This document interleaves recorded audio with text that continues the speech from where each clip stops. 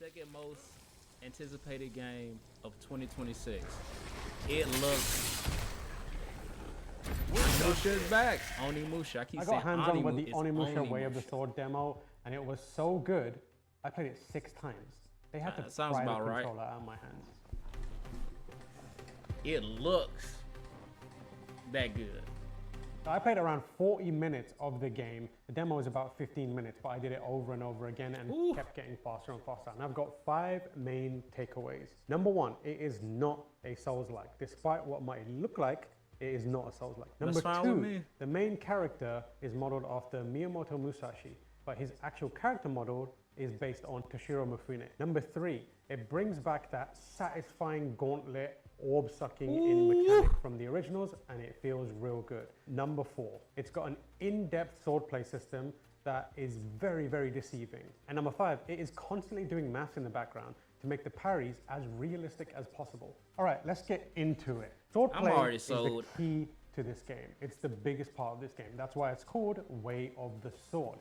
And what does that mean? It means that you've got very simple attacks like light attack and heavy attack, but it's actually one-handed attack and two-handed attack. Where the depth really is, I found, was in the parry system.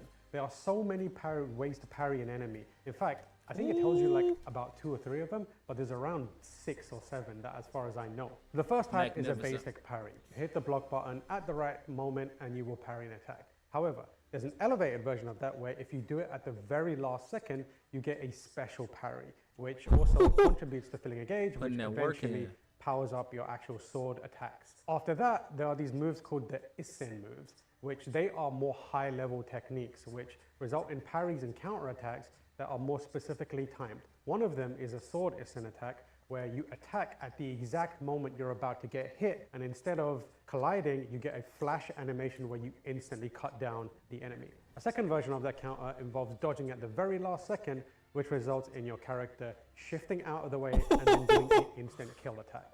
So that is multiple different types of parry counter attacks, and it is so satisfying. There's other ways to also interact and counter enemies. If you're getting a projectile coming towards you, you can block it, but if you hold the block button and then press X, you can also hit the projectile back, which stuns enemies. The enemies, when stunned, will stay in that stun state for a few seconds, long enough for you to run up to them, and from a distance, press an attack button, and you will do this kind of sliding instant kill attack that is very, very satisfying. If you manage to stun multiple enemies, you can then go into that sliding instant kill attack and chain it into other ones. So think about the scenario where you go into like a enclosed environment, are surrounded by enemies, and you very quickly slice your way through a bunch of the enemies, build up their stun, and they're all stunned, and then you just chain from one to the other. In my demo, I chained from one enemy to a total of 4 and instantly killed them. And it just erupted in souls around me, which I pulled into my gauntlet.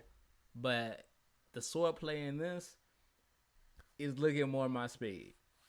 Like I said, I love Capcom. Easily some of the best combat systems in pretty much history.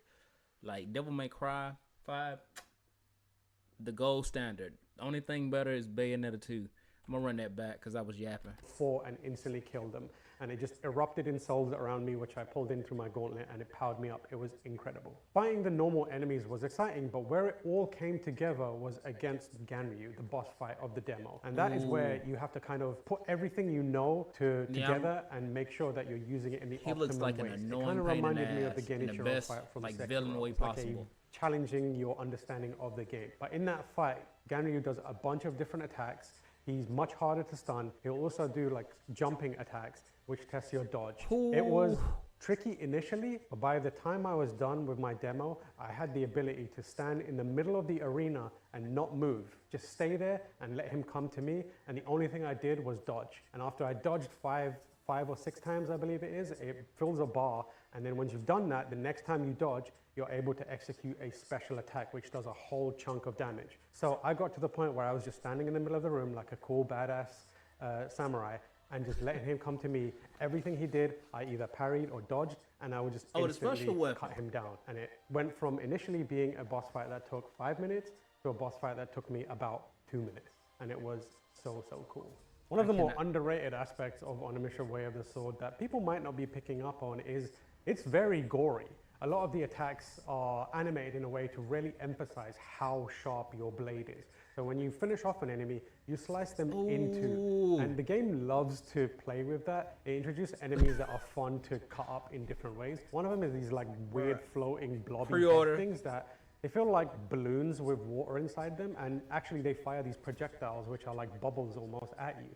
But when you run up to them and cut them, it's like slicing through cake, and they just kind of like sputter into death, and it's like really, really satisfying for it to happen. One of the other things that is really making all of this feel so good together is the weightiness of it. It's not like Devil May Cry where everything is like lightning fast, or Metal Gear Revengeance. Everything has a weight to it.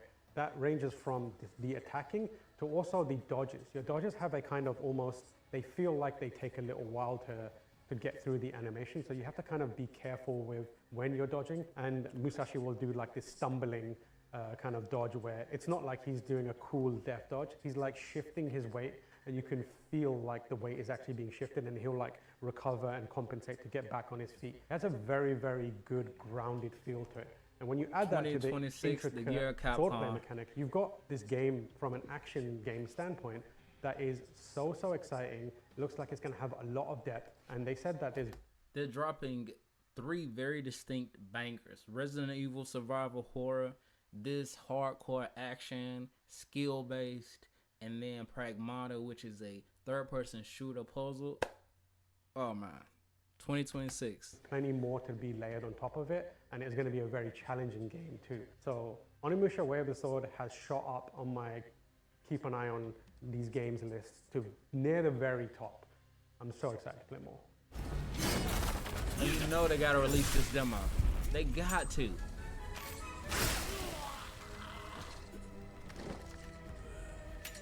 There you have it. That's Onimusha Way of the Sword. Let us know what you think about it. I think it's safe to say that video games have come a long way since Pac-Man. Thanks for watching. That's a hell of a statement. That is a hell of a statement. Man, I remember playing the original Onimusha. That was a lifetime ago. That was eons ago. That was millennia ago. Not to be too overly dramatic, but I knew eventually it would come back. Capcom, as I've said before, has been a staple part of gaming in its whole for a very long time. They have a lot of legacy franchises. Hopefully, we'll get a 3D like Mega Man Legends 3 type game eventually.